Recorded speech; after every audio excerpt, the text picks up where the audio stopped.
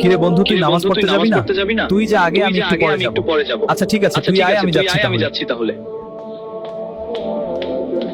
তোরা থাক, আমি বাড়িতে চলে যাই। অনেক সময় হয়ে গেছে, আজকে মনে হয় নামাজ পড়া হবে না। যাই বাসায় গিয়ে গোসল করে ঘুম দিব।